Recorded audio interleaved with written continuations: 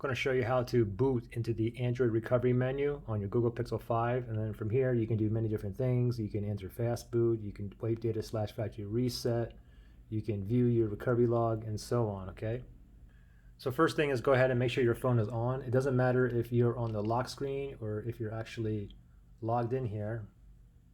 So what you need to do first is you need to press and hold two buttons. Okay, it's going to be the volume up and power button. You want to press and hold both buttons together. Do not let go until you see the Google logo appear. Okay, so we'll do it together.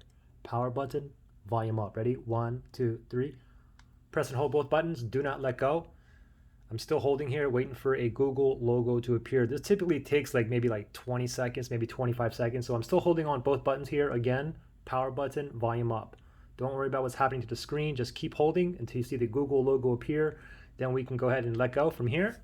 Go ahead and let go, and this is going to show the no command here. Now what we got to do is we got to press and hold the power button. While you're holding the power button, tap volume up once. Okay, we'll do it together. Power button here, press and hold. I'm still holding onto the power button, and here's the volume up. Tap it once, and then let go, and voila, we are here in the Android recovery, and you can scroll up and down using the volume rockers here. You can go down to reboot to bootloader, enter fast boot, so on, whatever you want.